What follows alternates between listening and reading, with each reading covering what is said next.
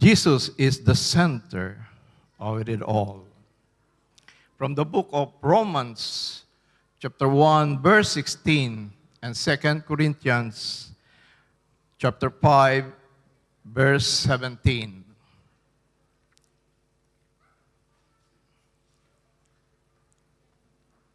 So, may I ask the congregation to rise up?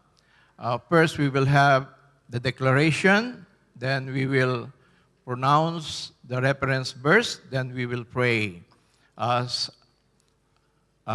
God is declaring in Matthew chapter 12, verse 37, by our words we will be condemned, and by our words we will be justified. And our declaration of our mouth will be justified by our Almighty God. So let's start the declaration. I believe in my heart Jesus Christ is the only begotten Son of God. He is my Lord and my Savior. I will be attentive to hear His message and obey His words, His commandments. This is my declaration in Jesus' name. Romans chapter 1, verse 16. For I am not ashamed of the gospel of Christ, for it is the power of God to salvation for everyone who believes, for the Jew first and also for the Greek. 1 Corinthians chapter 5, verse 17. Therefore, if anyone is in Christ, he is a new creation. All things have passed away. Behold, all things have become new. Let us pray. Almighty God, our Father, we lift up to you, to your holy throne, this message. Prepare us, O Lord. Prepare our hearts, our minds, our within. May we understand deeply as we hear and meditate your words, your message, and be guided by the Holy Spirit. We all pray in the name of our Lord Jesus Christ and through the guidance of the Holy Spirit. Amen. Let us be seated. Thank you, Lord. Today, God has given us the message of refreshing as a foundation of our Christian faith. We always start this Christian faith in our free divine. And now, God wants us to hear once again, for us to be fully understand what God wants to us. And for our introduction, the word gospel means good news. It is not just any good news. Firstly, when I read this word, when we are starting to have this Bible training class, this is the first lesson that we study, good news. It is a good news. I don't understand very well why it is a good news. But I remembering back, when my wife called me when I'm in Yanbu, Saudi Arabia, first he called me and then answered, why you are calling me? Why you are disturbing me? I'm working here. Don't call me. Don't disturb me. This is the way how I treated my wife. I have a bad character. But when I start attending the Bible study, my wife called again. And I answer her, Ni, kamusta ka na? Oh, uma-attend na ako ng Bible study. I am attending now Bible study. Oh, talaga? It's really? Yes, Ni. Hindi ka ba takot? Are you not afraid? I told, no, because God is big, is more than big than the earth. And this is a good news for my wife, because my wife is always praying, having her novena, her rosary, just for me to change my attitude and behavior. But she never prayed that I should die and she will replace me. No. She always praying for me to change my bad behavior. And that time when she called me, the good news she heard. And that is the good news. The gospel is the good news, but it's not any good news. It is the greatest news ever proclaimed to humanity.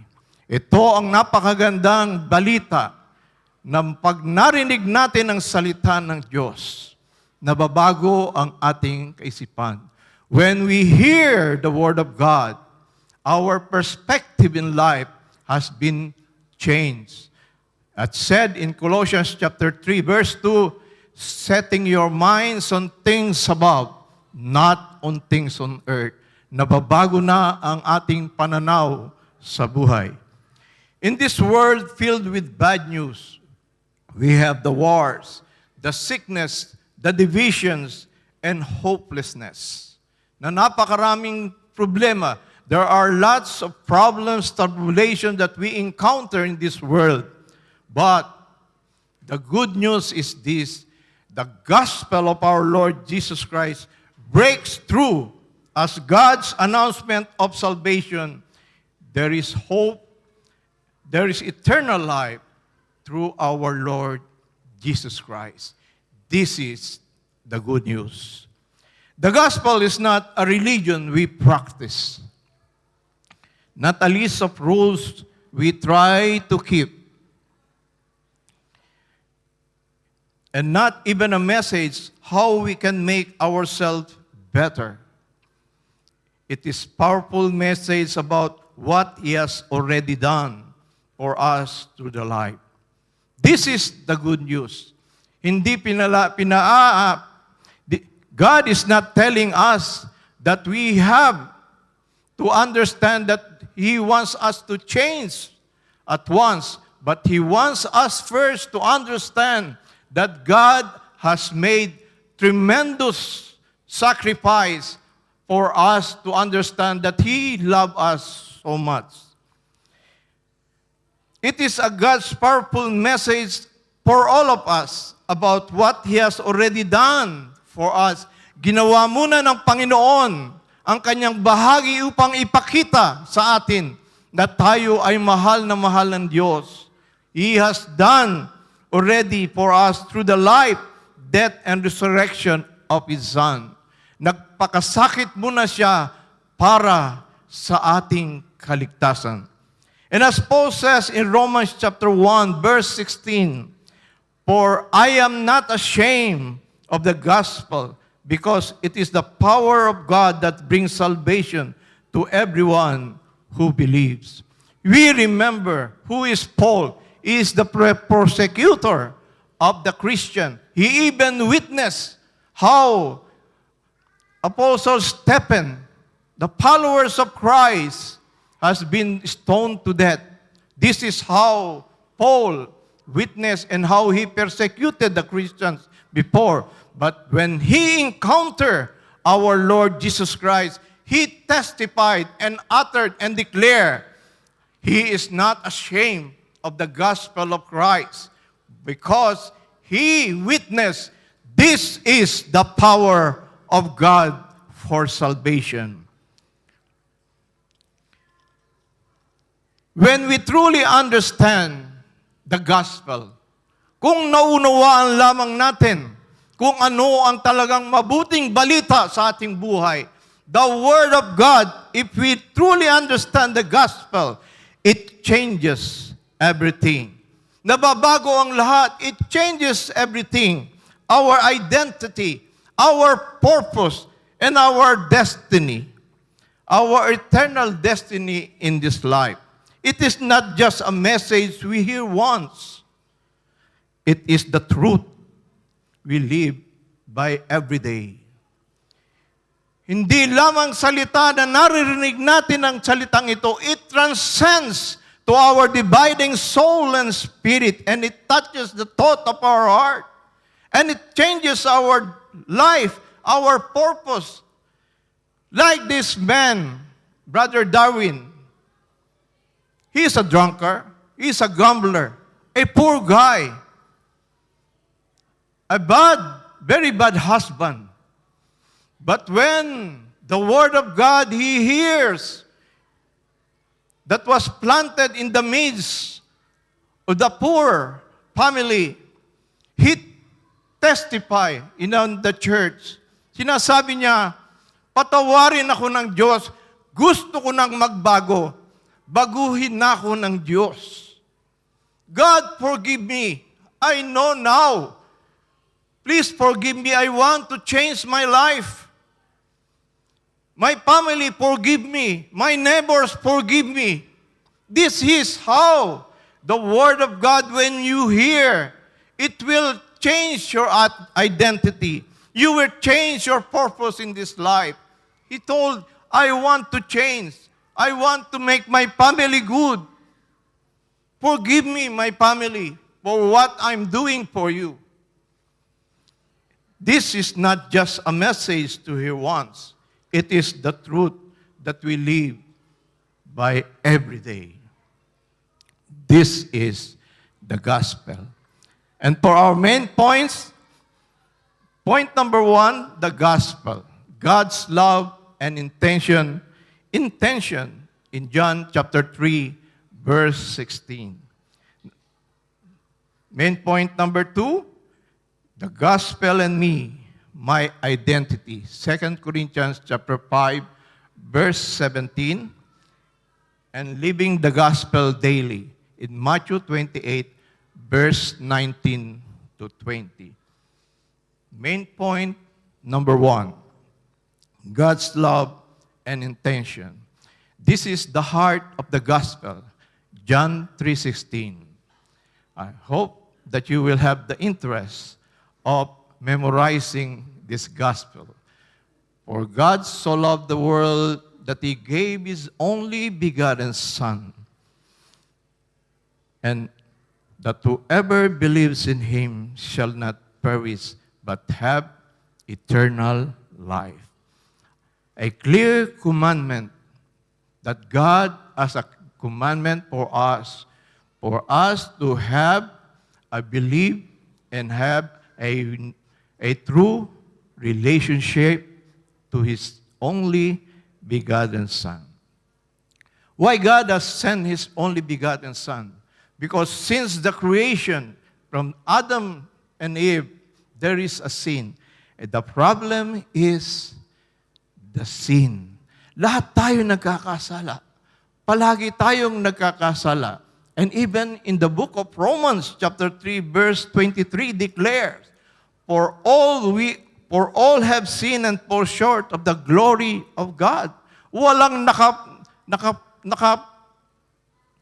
nakapunta sa kalagayan na tayo'y karapat-dapat sa Panginoon, sapagkat lahat tayo ay nagkasala at nasusulat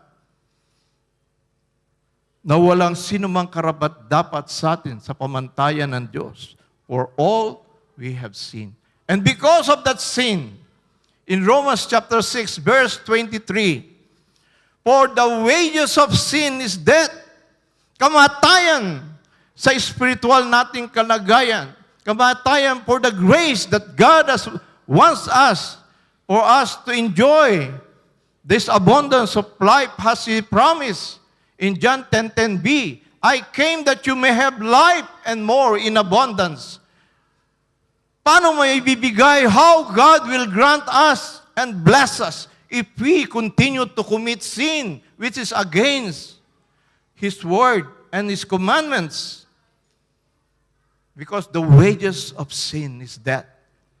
But God's solution, because of His agape love, an eternal love for us, God's solution is our Lord Jesus Christ.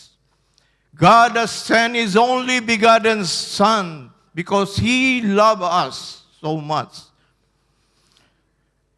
That's why in Romans chapter 5, verse 8, but God demonstrates His love, His own love in this, while we are sinners, Christ died for us.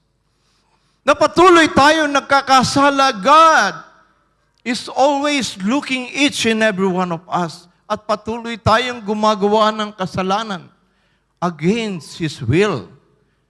But God, His eternal love to each and every one of us, He sent His only begotten Son. Hindi mo kaya, anak, magpakatino. Hindi mo kaya maging matuwid sa harapan ko. But I have the solution. My only begotten Son I will send, and He will demonstrate, He will suffer and died for our sin. All our sin, lahat ng ating mga kasinungalingan, lahat ng ating pandaraya, lahat ng ating panloloko, lahat ng ating mga suliranin ng buhay, God, our Lord Jesus Christ, suffered and died on the cross, nailed to the cross, and went to crucifixion to die all these sins. Upang ang lahat ng ating mga kasalanan, for we must understand, anak, magsasakripisyo ko, ikamamatay ko ang lahat ng inyong makasalanan upang kayong lahat na muli na nagmamahal at nananampalataya sa akin ay muling mabuhay at magkaroon ng tunay na relasyon sa ating Ama na Diyos na may kapangyarihan. This is how God demonstrates His own love for us while we are sinners. Remember, brothers and sisters in Christ, God loves us so much. In 1 Corinthians chapter 15, verse 3 to 4, Christ died for our sins according to the Scriptures at nasulat. And there is witness that Jesus Christ really died, suffered and died on the cross because of our sins. That He was buried, that He was raised on the third day according to the Scriptures and witnesses.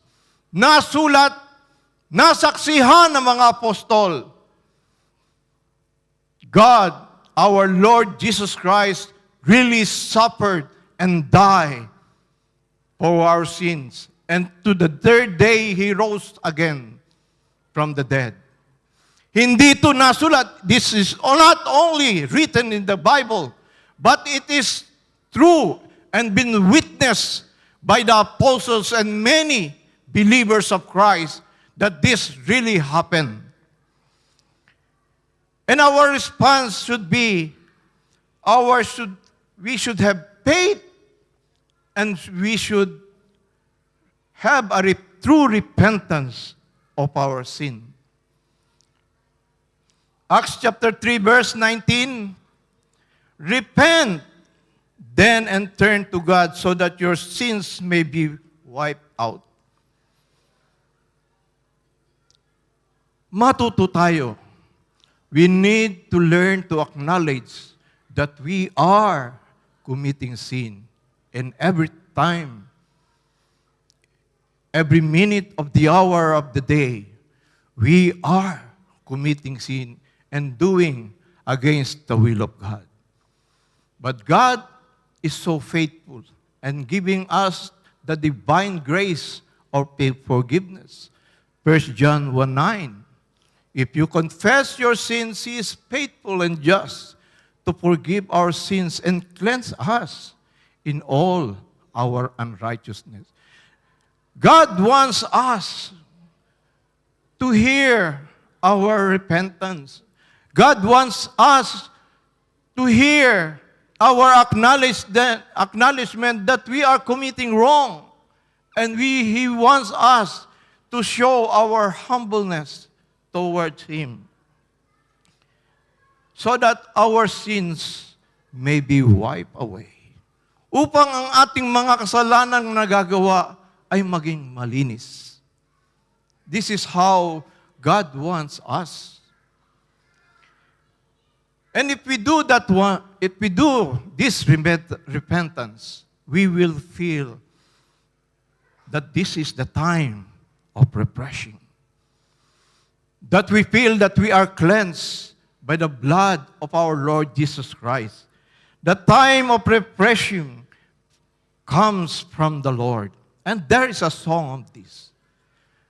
Sometimes you need to sing a song. That's why we have praise and worship. And this is the time of refreshing. This is the time of here in your presence. No greater blessings than being with you. My soul is restored. My mind is renewed. There's no greater joy, O Lord, than being with you. Naranasan niyo na po ba? Naranasan niyo na pa na umiyak sa Panginoon upang humingi ng tawad? Naranasan niyo ba? Na ma-experience niyo na kayo'y pinatawad ng Diyos? Naranasan niyo ba? O hanggang ngayon, hindi pa kayo humihingi ng tawad sa Panginoon? Ako, naranasan ko. Because of the Word of God, I cry for my sins. Hindi ako nahihiyang sabihin sa inyo. But I cry and I cry and I cry. And God released me for all my sins. And I feel the time of refreshing ng Panginoon. Romans chapter 10, verse 9 to 10. If you declare with your mouth, memorize this, brothers and sisters, or remember this word that God has promised, written in the Bible in Romans chapter 10, verse 9 to 10. If you declare with your mouth Jesus is Lord and believe in your heart that God raised Him from the dead, you will be saved. You will be saved kung kayo ay may tunay na pananampalataya sa ating Panginoong Jesucristo. It is not just by believing, it is by doing the works, the Word of God. Ang sabi ng Panginoon, sino ang aking nanay? Who is my mother? Who is my brother? Who is my sister and my friends?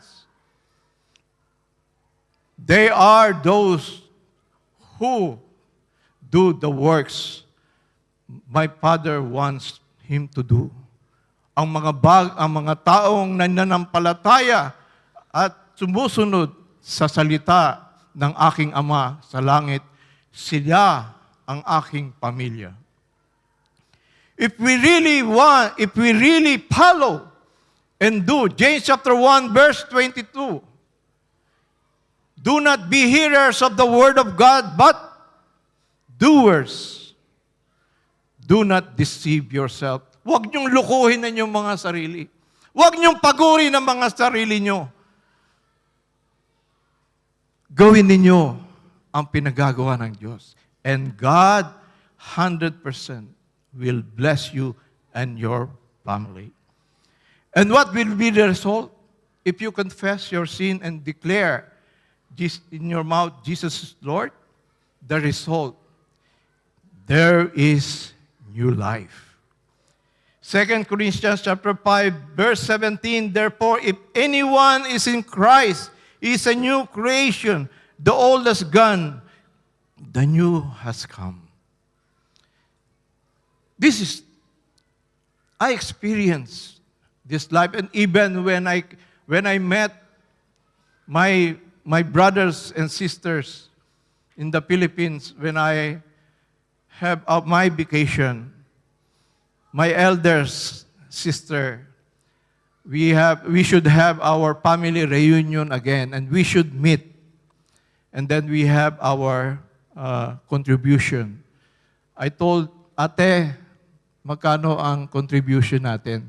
My sister, how much is our contribution? My ate told, Jimmy, huwag ka nang magbigay. Huwag ka nang mag-share. Don't share any amount. Only preach us. Do the preaching and we will be happy. This is the new life. Dati, they know, barumbado ko, basugulero ko, at hindi ko ginagalang masyado ang aking mga kapatid. But this time, once again, my ate, my one good sister who take care of my father is telling, don't share any amount.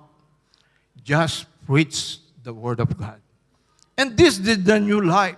My new identity.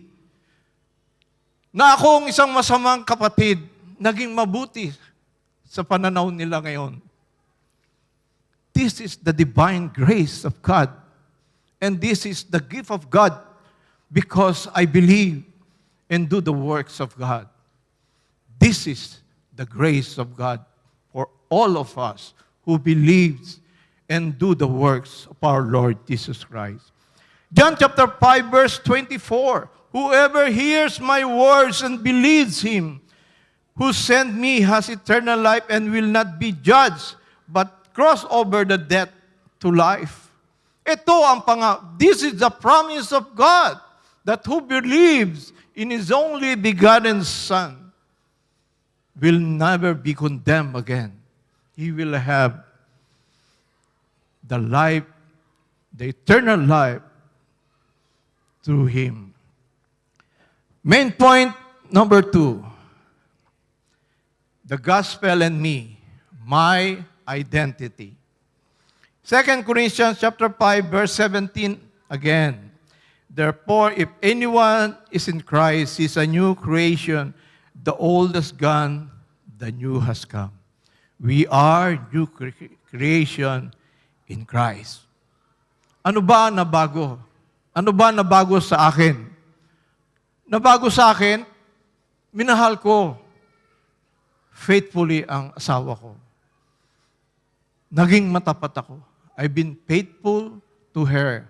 Sabi nga, till death do us part. Namatay si Mrs., magkasama kami. And we are working the works of God, sharing the gospel. Nabago ko. I am a new creation because I don't hear anymore. I'm not interested to the worldly music. I'm no longer interested to drink liquor. I'm no longer interested to smoke cigarette. I'm no longer interested to have fun in a party. I'm only interested to join the fellowship, having the fellowship bearing the name of our Lord Jesus Christ. This I am a new creation. This is what I am.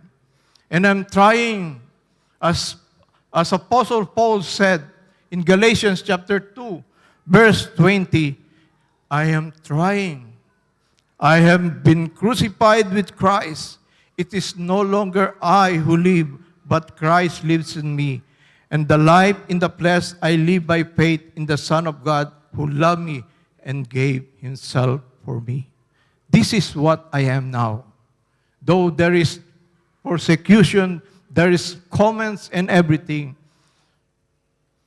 the word that God has given me when we are tested by God, Psalm 46:10, be still and know that I am God. I am with God, and God called me, and I will stand still serving Him. Ephesians chapter 4, verse 17, just as He chose us in Him before the foundation of the world, that we should be holy and without blame before Him in love. When I receive our Lord Jesus Christ and have a new life, God revealed to me that before the foundation of this world, He already chose me And this is a good, great news. Having predestined us to the adoption as His sons by Jesus Christ Himself according to good pleasure of His will. Napapahayag, pag tayo ay nagpatuloy sa ating pananampalataya, if we continue to have faith in our Lord Jesus Christ, nahayag na ikaw ay nirang ng Diyos. Pinili ka na Diyos. Bago pa lang nilalang ka sapagkat hinirang ka na sa ngalan ng ating Panginoong Jesus. And this is a divine grace that dapat malaman that we should understand each and every one of us that God chose us, each and every one of us. John 15:16. In Him we have redemption through His blood, the forgiveness of sins according to the riches of His grace. Napatuloy tayong binababanal ng Diyos dahil sa Kanyang dugo at pagkabatay sa krus ng Kalbaryo. God suffered too much for us to have a divine grace and forgiveness and to have a new life, that we will become victorious in Christ Jesus our Lord. That's why, having a true faith in our Lord Jesus Christ, we have been redeemed and forgiven. Na mula sa mga makasalanan nating gawain, God rescue us and forgive each and every one of us. And the gospel rewrites our identity. As I said, kilala ako ng aking mga kapatid na bilang isang tarantadong kapatid. Kilala ko ng asawa ko na isa akong hindi maayos na asawa. But when I have a good relation to our Lord Jesus Christ and believe in His Word, and the Holy Spirit empowered me, and the power of the Word of God transcends in my dividing soul and spirit, the gospel rewrites my identity. I am no longer Jimmy Boy, but Brother Jaime. And now, Pastor J. Glory to God, all honor and grace and power to Him only, our Almighty God, in Jesus' name. We are no longer defined by my fast. Sabi nga, hindi na manginginom si Brother Jaime. Hindi na palagi nagyoyosi. Hindi na barumbado. Hindi na babaero. We are no longer defined by my past. They call me Pastor J. Amen? We live because we live with eternal purpose. And main point number 3, living the gospel daily. Amen? Sabi sa Tagalog, in Tagalog version, mamuhay tayo sa salita ng kaligtasan araw-araw. And this is the Great Commission that we should always understand and be abided accordingly what God wants us to do. In the name of our Lord Jesus Christ. Matthew 28, verse 19 to 20. This is the Great Commission. Sabi ng Panginoong Jesus, our Lord Jesus Christ is telling, go therefore and make disciples of all nations, baptizing them in the name of the Father and of the Son and of the Holy Spirit, teaching them to observe all things that I have commanded you. And lo, I am with you always, even to the end of the age. Amen? Have we understand this? Naunawaan ba natin ang Great Commission? Sabi ng Panginoon, go ye therefore and make disciples of all nations, Some of our brethren is going to the nations. And thank God, because I want, Lord, the time of pandemic, year 2021, January, I went to Egypt because I want to experience the Great Commission. What do you mean by Matthew 28, verse 19 to 20? Let me experience, Lord. So, it is a great experience being a missionary. And I want you, brothers and sisters, desire to experience the Word of God. In Philippians chapter 1, verse 27, conduct yourself worthy of the gospel. Only let your conduct be worthy of the gospel of Christ, so that whether I come and see you or I'm absent, I may hear of your affairs, that you stand fast in one spirit, with one mind, striving together for the faith of the gospel. And this is what our Lord Jesus Christ wants us. That the Bible, and through the guidance of the Holy Spirit, what is stated in the Bible and what is the leading of the Holy Spirit towards us, this is the truth. Don't merely listen to other commentaries and you've been deceived. Always refer to the Word of God which is written, and ask the Holy Spirit.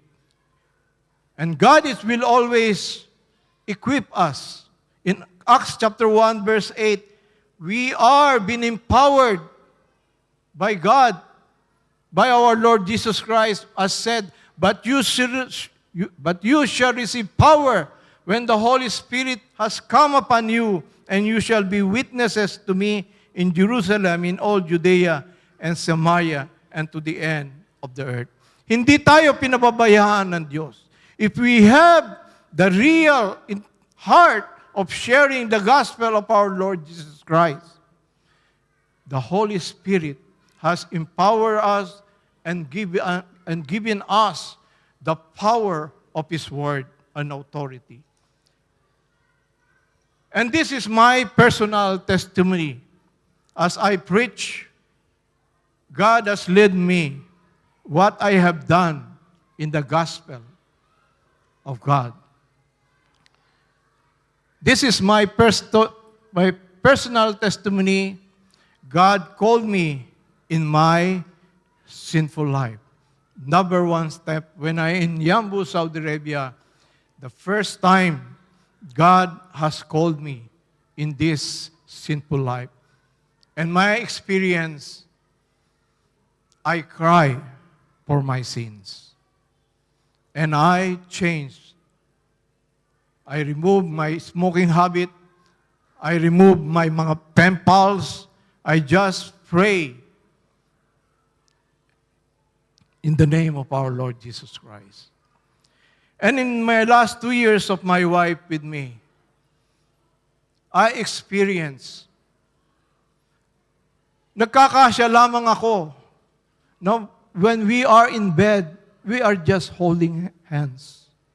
Masaya na ako na hawak-hawak ko ang kamay ng aking asawa. I have peace. Bakit hindi ko siya pwedeng yakapin? Because she has stage 4 cancer. But I enjoy having peace, holding her hands. Sabi ng wife ko, bakit hindi ka napapagod? I work, I preach. Naglalaba ako, dinadalan ko siya ng pagkain. Sabi niya, bakit ka hindi napapagod? Because this is the grace of God. Na habang naglilingkod tayo sa minamahal natin, it gives us empowerment of strength that we enjoy serving whom we love so much. And this is the love that wife taught me how to live by. Sabi ko nga nung mamatay siya, paano na ako Paano na ako? Mag-isa na lang ako. What will I do to my ministry? But God guided me. I just always remember Psalm 46:10. Be still and know that I am God. I am the one who called you, not your wife. That's why I'm here. And the first death anniversary of my wife, last October 23, 2024, I started having this small church that was built in the heart of the poor people. That was, next slide please. This is October 6, 2024. This is an open. When we started sharing the Word of God, the gospel of God.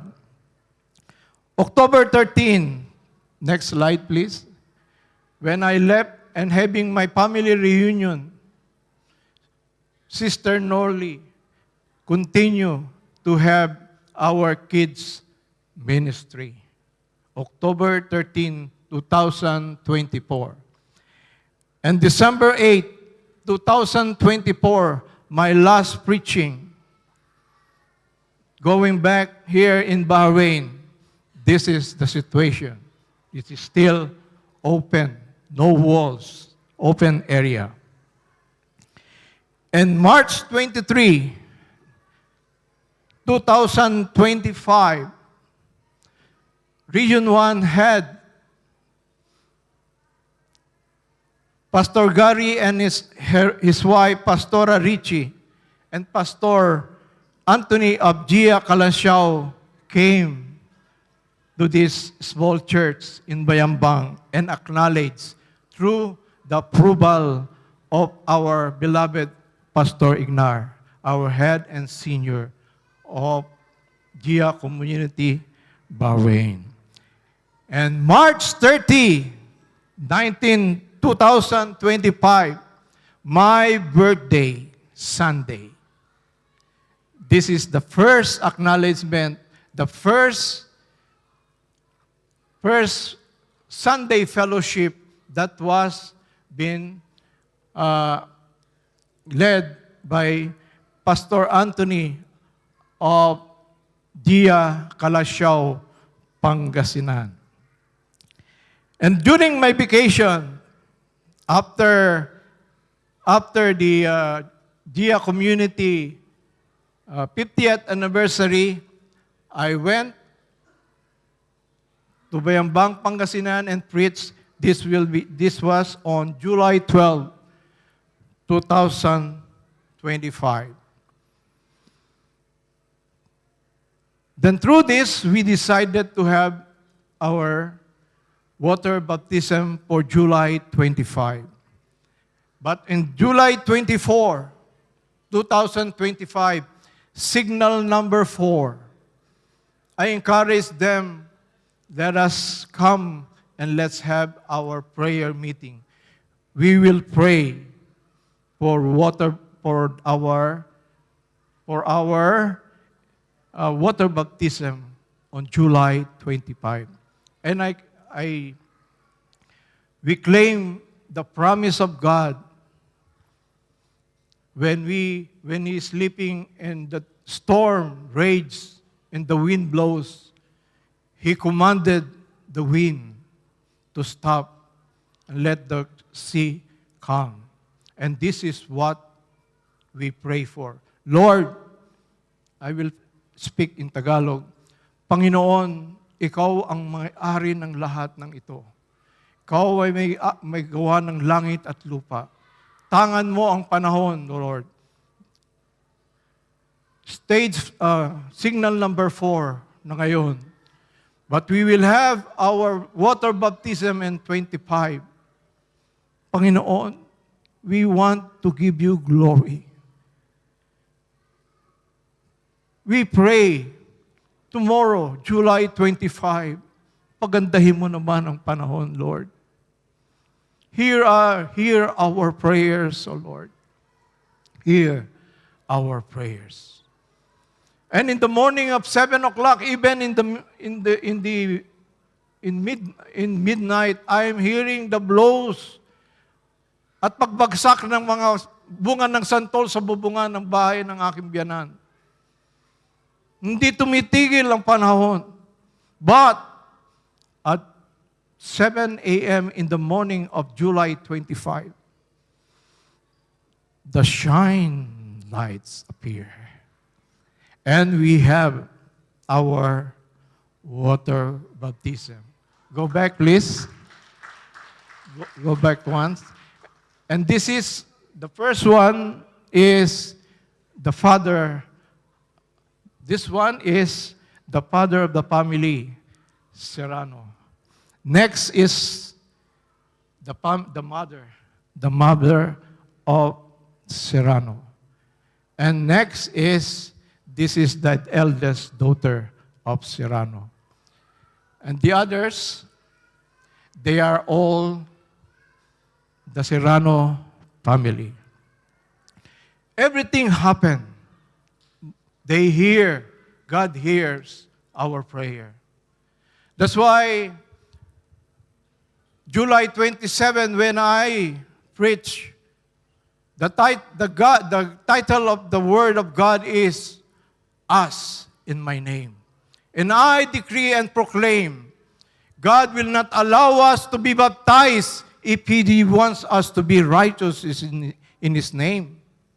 Hindi allow ng Panginoon na kayong mabaptize kung hindi gusto ng Panginoon na kayo'y pagpalain. At ito ang dapat ninyong malaman. God allows you to be baptized because one, your family, God wants you to be blessed. Ito ang layunin ng Diyos na ipamalas sa atin na tayong sumusunod sa Panginoon. Tayo ay pagpapalain ng Diyos. God will always bless us. God will always empower us and anoint us and hear our prayers because we are doing the will of His Father. That we are going to go and make disciples of all nations, baptizing them in the name of the Father and of the Son and the Holy Spirit. And this is because Jesus is the center of our faith. Jesus is the hope of our life, and Jesus will give us peace in this life, and Jesus will lead us to be victorious Christian in this life.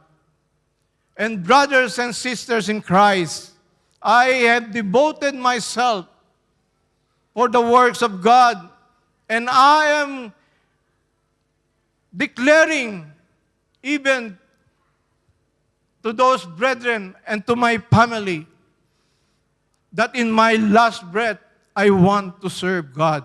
And this is the GIA Community Bahrain Extension, Bayambang, Pangasinan now. Slowly and slowly, I want to give glory to God. Whatever I have, whatever I can do for God to give glory to His name, hindi ko naman madadala ang kayamanan ko sa Pilipinas, sa langit. Gusto ko palagi kong sinasabi sa aking anak, mamamatay ako na mag-iiwan ako na ikaw ay gigagalang ng iyong kapwa sapagkat may mabuting nagawa ang iyong mga magulang para sa inyo. Must be our legacy for the Lord. So brothers and sisters in Christ, if God transform me and using for His glory, for the expansion of His kingdom, He can transform any one of you. Lahat tayo ay gagamitin ng Panginoon. Only have the desire and willingness. He can transform any one of you who are hearing His message this day. Kung nakikinig kayo at napapakinggan nyo ang mensaheng ito for the glory of God, remember, brothers and sisters in Christ, you, me, and all whom we are called in His name, we are the walking evidence of the gospel. We are the salt and light of our Lord Jesus Christ in this world. That's why in Matthew 24, verse 14, as written in the prophecy, and this gospel of the kingdom will be preached in all the world as a witness to all nations. Then the end will come. Huwag niyo hayaan ang inyong mga anak. Huwag mo hayaan ang inyong asawa. Don't let your wife, your husband, or your kids will leave this world that they know not our Lord Jesus Christ. Don't let them, because they need to hear who is our Lord Jesus Christ. And through the grace of our Lord Jesus Christ, we will be having our hope, our peaceful life, and this abundance of life in Christ Jesus. Matthew chapter 6, verse 9 to 20, do not lay up for yourself treasures on earth where moth and rust destroy, and where thieves break in and steal. Huwag kayong masyadong mag-ipon. Sa mundong ito, mataas na naman ang tax sa bangko ng government. But lay up yourself treasures in heaven, where neither moth or rust destroys, and where thieves do not break in and steal. Lay up treasures in heaven. Maglagay kayo, magbangko kayo ng mga bagay na makalangit. Magtanim kayo, magpunla kayo para sa Panginoon.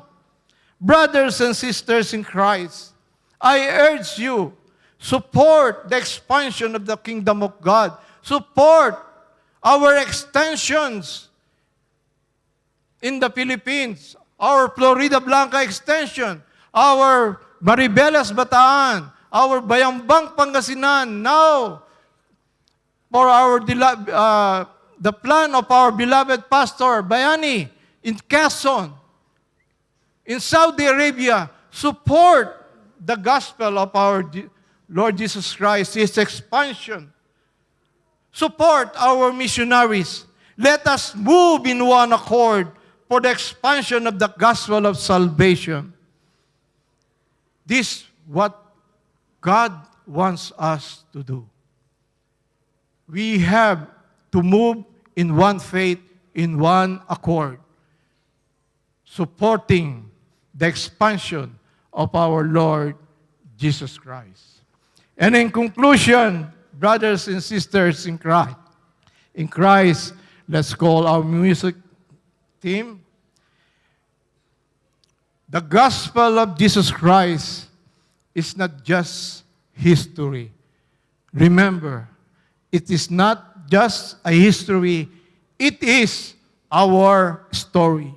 Ano ang istorya mo para sa Panginoon? Meron ka bang istorya?